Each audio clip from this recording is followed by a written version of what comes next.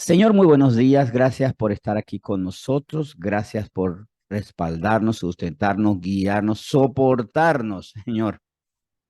Yo creo que muchas veces te pedimos gracias porque nos has ayudado, porque nos has dado provisión, porque nos has salvado.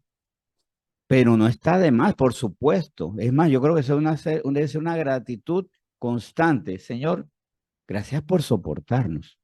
Porque de verdad, si hay gente que está a ratos con nosotros o estando con nosotros no nos tiene que soportar cada segundo, porque bueno, como la familia se va a su habitación, se van al jardín, se van a la cocina y por unos segundos, minutos u horas a veces se libran de nosotros, pero tú no, Señor.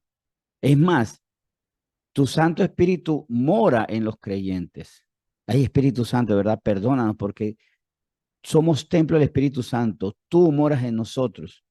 Y no hay segundo que te puedas escapar de nuestras malas actitudes, de nuestros malos pensamientos, de nuestros sentimientos desviados, pervertidos, dañados, sucios, contaminados, malolientes, todo eso. Y cuando ejercemos nuestra voluntad bajo nuestra carne y no por la guía del Espíritu Santo, no andando en el Espíritu, y pecamos en cada pecado, tú estás allí y nos soportas. De hecho, y claro, haciendo la sana distancia, conociendo que hay mucha, pero mucha, precisamente eso, distancia entre tú y nosotros. Yo siempre digo, Señor, si yo tuviera tu poder, desaparecerían las personas como moscas. Y eso no lo digo solamente yo. ¿Cuántas veces nosotros en nuestra mente hemos desaparecido al jefe, hemos desaparecido al vecino, al familiar, al de la calle que a veces ni acabamos de entender quién es? Y ya le decimos, ay, ojalá se desapareciera porque no me gusta esto, no soporto. No soportamos como tú soportas. Y gracias, Señor, por no soportar tú como nosotros soportamos. Probablemente, ¿quién sería salvo de nosotros aquí? Si antes de nosotros recibirte, Señor Jesús, como nuestro Salvador, tú no nos hubieras soportado. Porque sí, fuimos agotadores, fuimos decepcionantes, fuimos hirientes, fuimos depredadores, saqueadores, burladores, fuimos muchas cosas.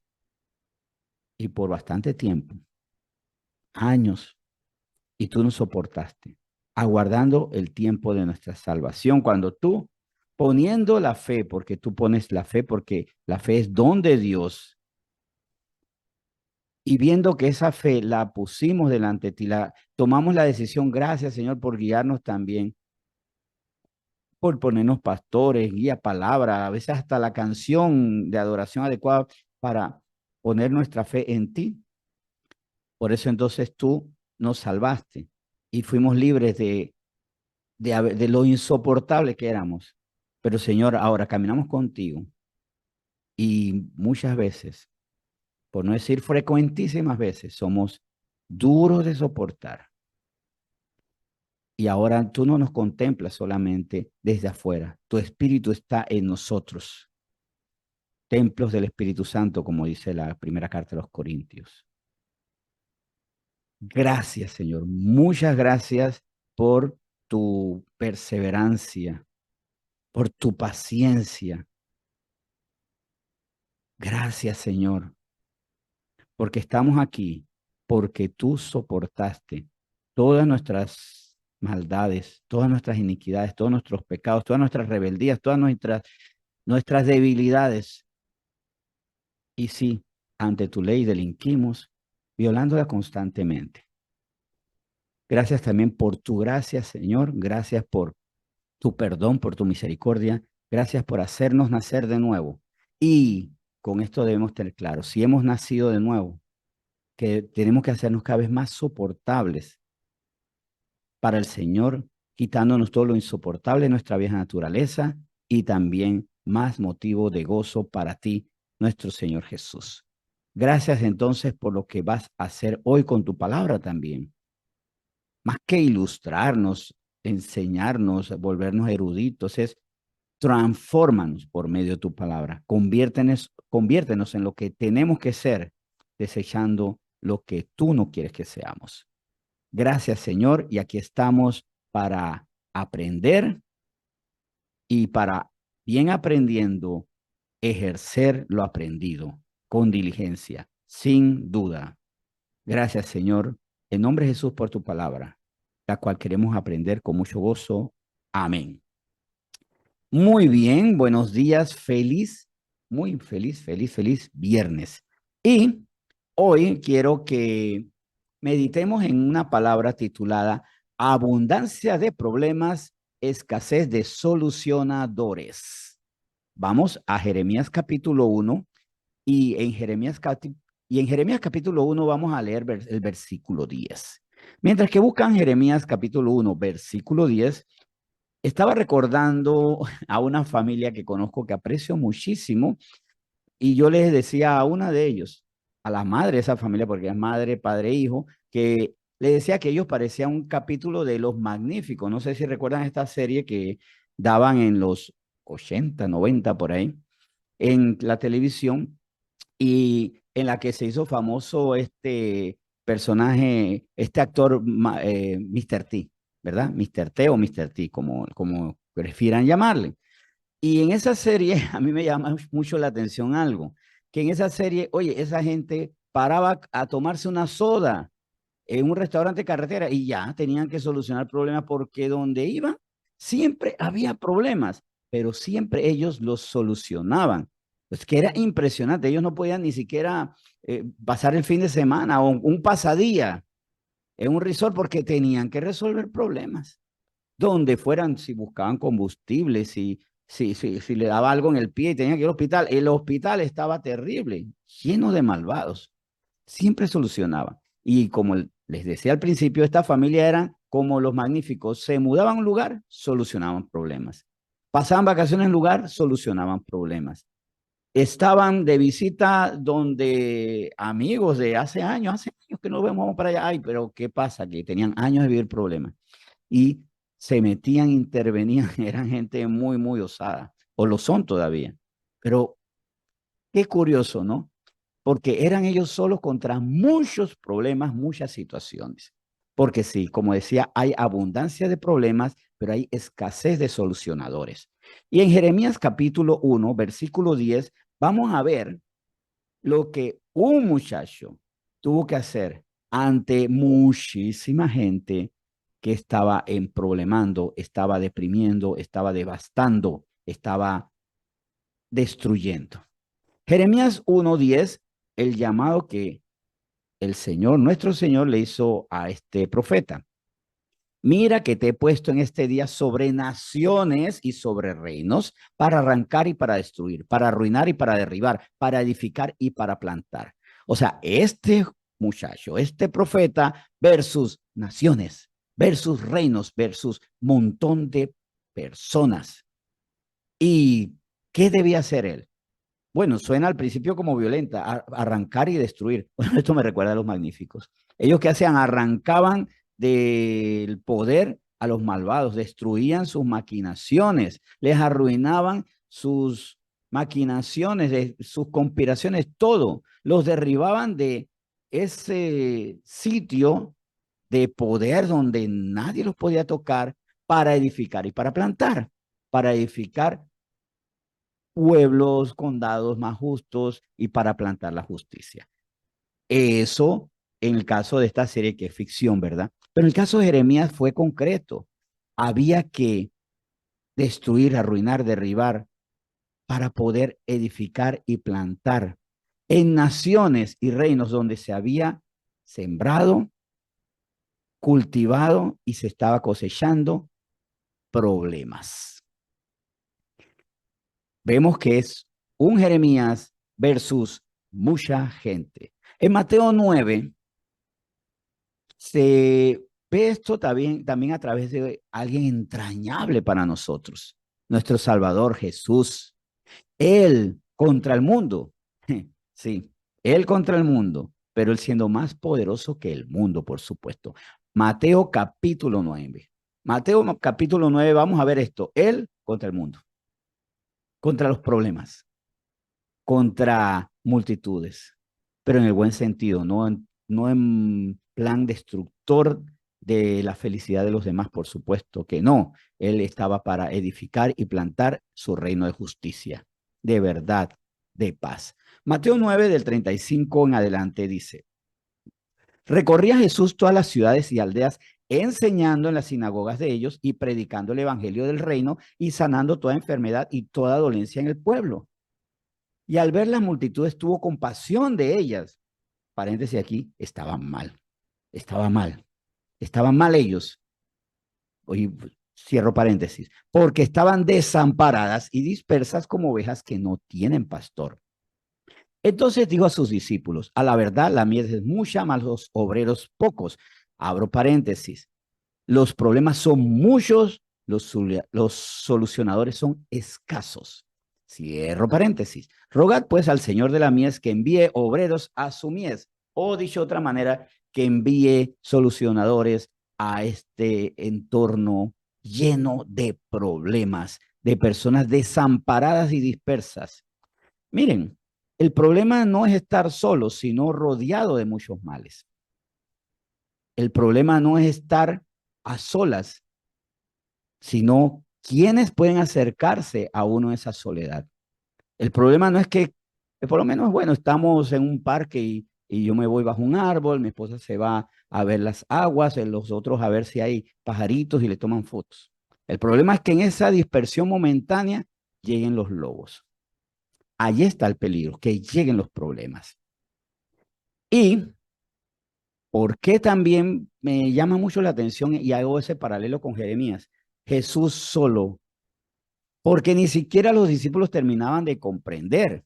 Y por eso le tuvo que decir a sus discípulos: a la verdad, la mies es mucha, más los obreros pocos. Es más, son ustedes y todavía no lo han terminado de comprender. O sea, eso no lo dijo, pero obviamente lo entendemos. Ellos todavía no terminaban de comprender muchas cosas. La fueron comprendiendo y fueron viviendo conforme a esa fe y a esa obediencia y fueron transformadores, sí.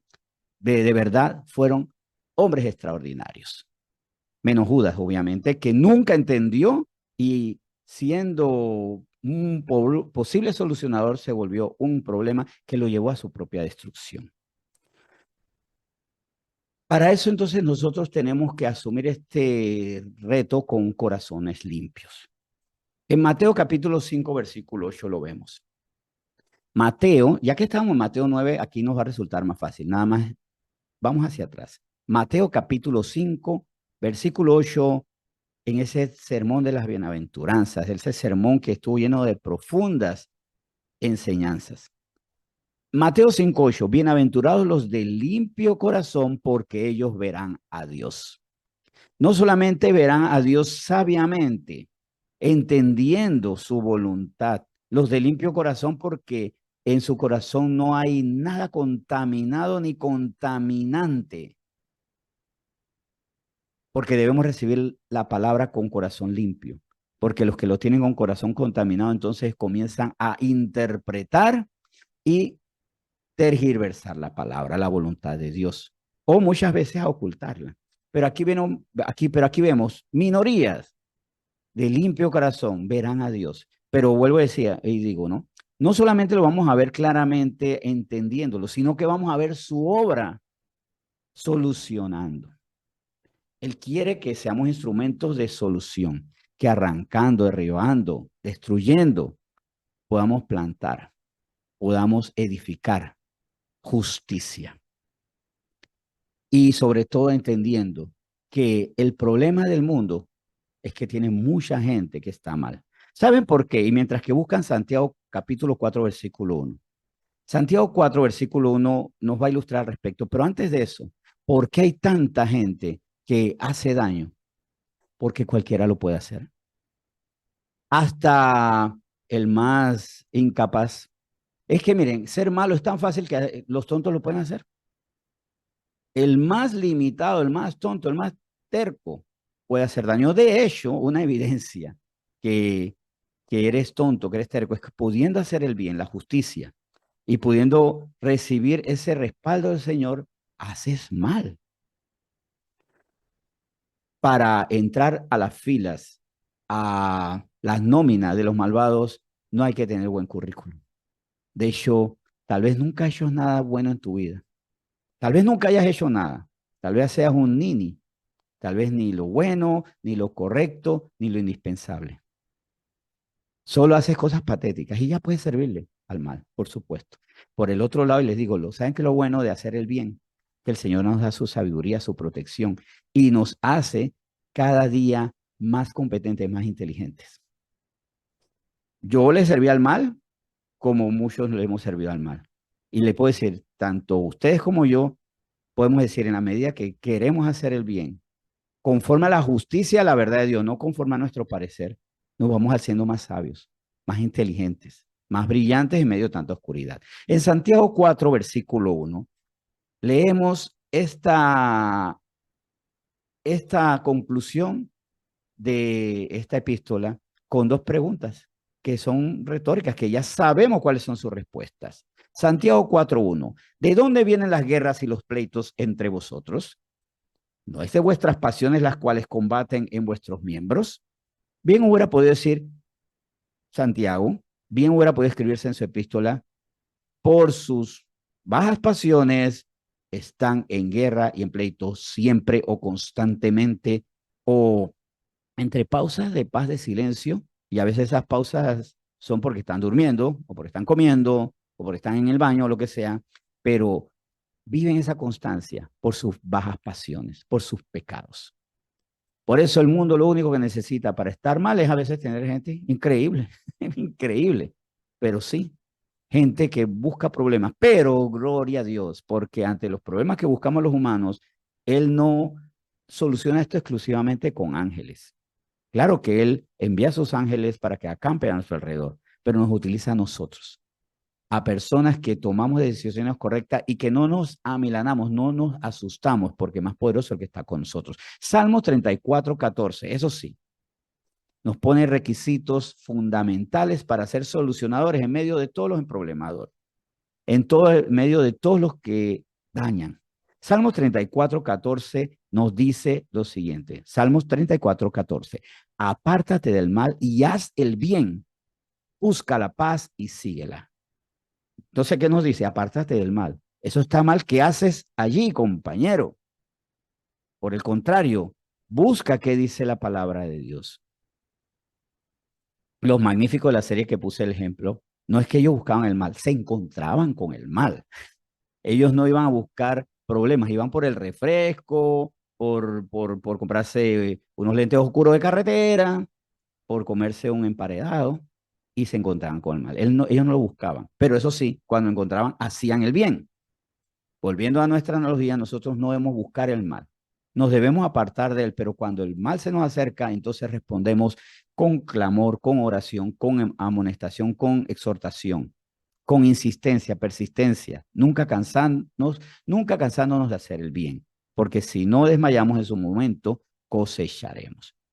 Y buscando la paz. Y cuando encontramos la paz, y sobre todo al príncipe de paz, a Jesucristo, debo seguirlo siempre. ¿Qué debo hacer para transformar el mundo? Seguir siempre al príncipe de paz. Lo que usted diga. En Zacarías 7, nos habla también de cuál debe ser nuestro rol. Porque aquí vimos en el Salmo 34, busca la paz y síguela, pero la paz viene de la mano de la justicia. O podríamos decir, la justicia va por delante y como buen resultado de la justicia viene la paz. Zacarías 7, del 9 al 10. Así habló Jehová de los ejércitos diciendo, juzgad conforme a la verdad y haced misericordia y piedad cada cual con su hermano.